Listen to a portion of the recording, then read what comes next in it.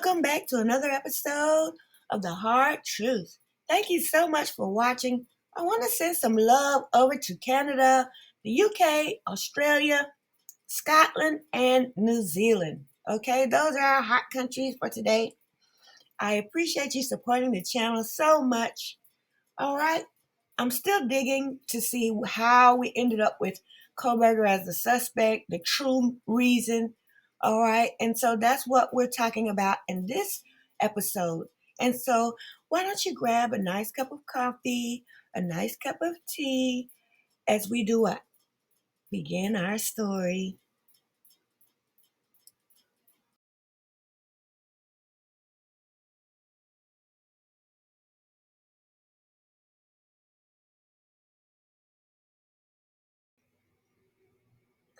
I believe, and this is just purely speculation, my opinion, that Brian Kohlberger was in Moscow on multiple occasions buying drugs to be able to cope with his stressful schedule, the pace of his life there at Washington State. And I believe that somebody in the street gave him up to police in December. I believe somebody in the street gave Brian up as a prime suspect for the Idaho 4 murders in December. Either they owed the police a favor or they were trying to get to the place where the police would owe them a favor in the future. And I don't believe that it was Emma Bailey and Demetrius because they were arrested in March. They had no reason in December to snitch on somebody. And so, also, if they had given Brian up in December, they never would have been arrested in March because the police would have owed them a favor. Okay, there would have never been an arrest, period, if they had a card like that in their pocket. I also believe that Dylan was originally a suspect. I believe they discovered that her room was on the second floor, not the first floor, and that whatever happened to that house, she had to have some knowledge of it, and that if she wasn't giving up any information, maybe she was covering for somebody. And so I think they worked with Dylan, over the course of the investigation to get that statement from her once they had Brian as a suspect. And all of a sudden, she was not only was she in the clear, but she's like the star victim per se.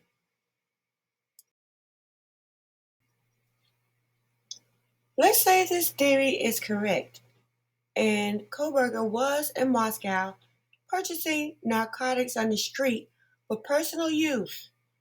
That would mean that whoever turned him in know for a fact that he's not the Idaho 4 perpetrator. And so that would mean that there's a whole parade of people in on a conspiracy. That means that the people on the street looked at the evidence the police were putting on TV and were like, hey, this guy has a white car. Hey, this guy looks like he probably could be a psychopath. Hey, this guy comes over here all the time to buy from us. So the police could, track him here all the time. The people who gave the police a tip on him might not have even known that he was a TA or had any affiliation with Washington State University. He had Pennsylvania plates on his car for quite a while. And so they probably thought he was an employee of University of Idaho. So when they were reporting him on the tip line, they probably wouldn't have any idea that he was a teacher, right? So who gave Brian Koberger to police as a suspect? He didn't just morph into a suspect out of thin air. There has to be some type of association.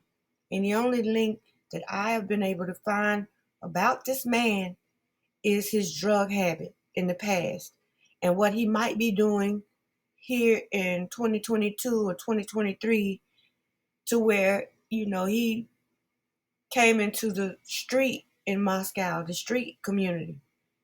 And so He got himself into this mess and can't provide an alibi for a reason.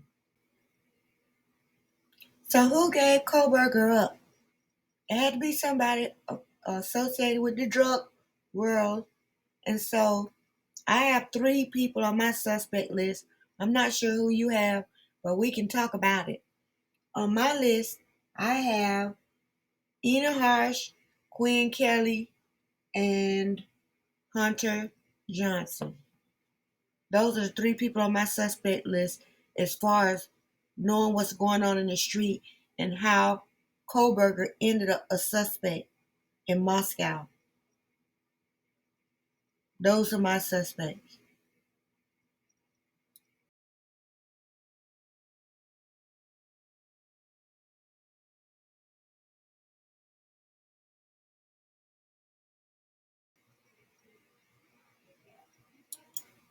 Well, so wait, did you? Okay, so Brian Koberger's arrested.